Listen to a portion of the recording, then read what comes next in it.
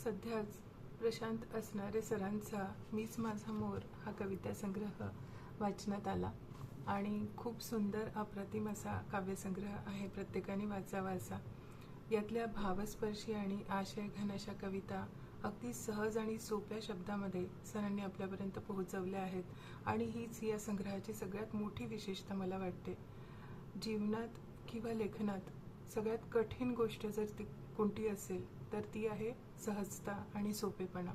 अगदी सोप्या भाषेमध्ये आणि सोप्या शब्दांमध्ये आपल्या मनातले भाव पाठकांच्या मनापर्यंत पोहोचवणं आणि तेही अशा पद्धतीने की ते भाव मनाला भिडले पाहिजे आणि ते सगळं अगदी लीलया साध्य करून दाखवलंय सरांनी या कविता संग्रहात. सध्या पाऊससुद्धा छान पडतो आहे, त्यामुळे एक कविता या संग्रहातली तुम्हा सर्वांसाठी. कवितेचं शीर्षक आहे 11 थेंबांचा पाऊस. 1. पाऊस पडला की झाडांची मुळं गाणं म्हणतात.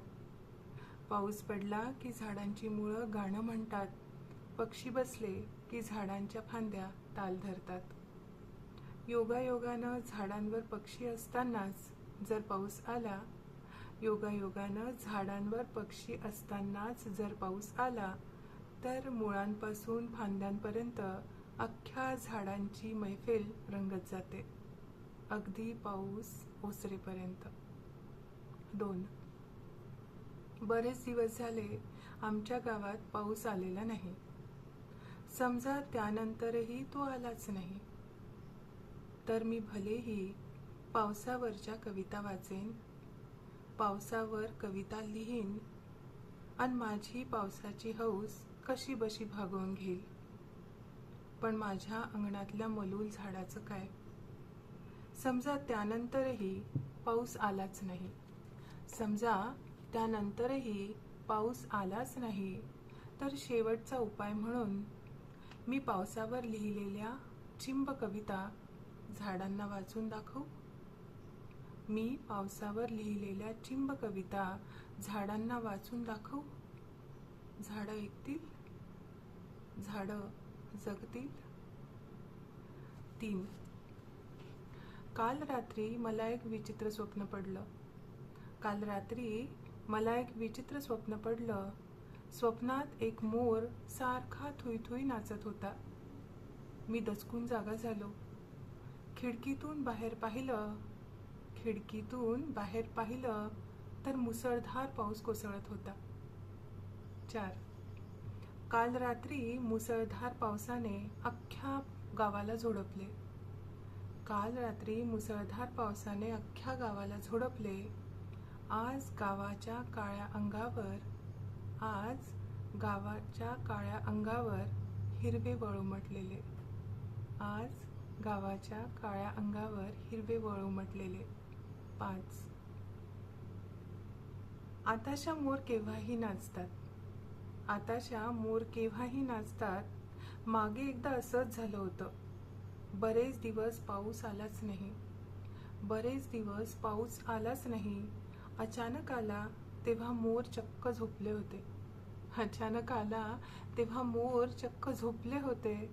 अचानक आलेला पाऊस बघून ते उठले आणि नाचू लागले. पण त्यांची जड पावलं ठेक्यात पडलीच नाहीत. पिसाऱ्यांची पिसं तर एकमेकात अडकलेली. तेव्हापासून मोरांनी ठरवलं, मूड आला की नाचून घ्यायचं, पावसाचा काय भरोसा. 6. खरं म्हणजे आज पावसाचा विचार होता. गावावर, शेतांवर, शाळेवर मनमुराद कोसळण्याचा. पण जेव्हा तो पडला तेव्हा शाळेतली लहान लहान मुलं पावसाची कविता म्हणत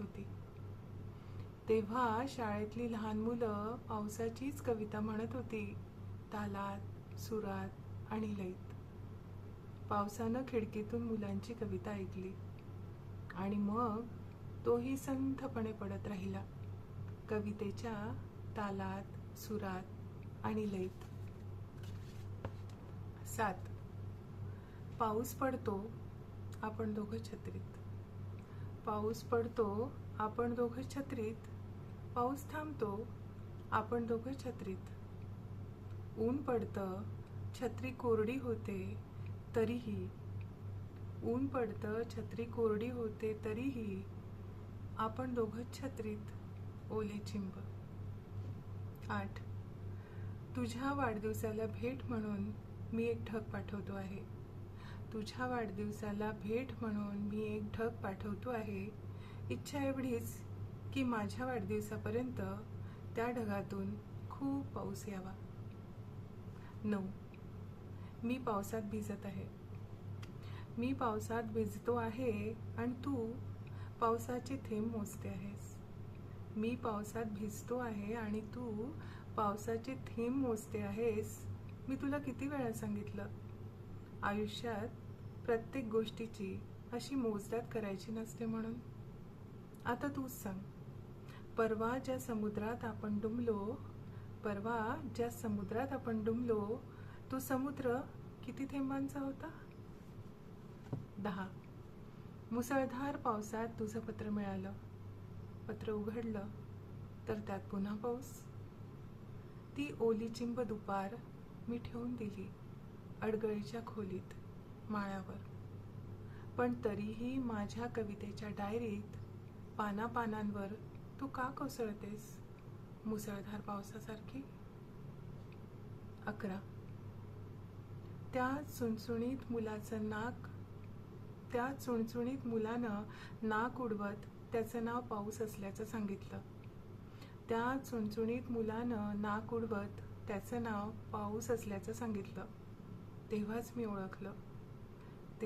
ओळखलं तो मुलगा तुझाच आहे म्हणून. कारण मला ठाऊक आहे तुला पाऊस खूप आवडायचा. आणि नाक उडवत नाव सांगणं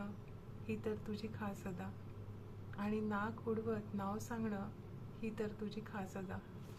अशा पुष्कळ कविता तुम्हाला या कविता संग्रहाच्या मोहात पाडतील यात अजिबात शंका नाही. त्यामुळे सरांना पुन्हा एकदा शुभेच्छा.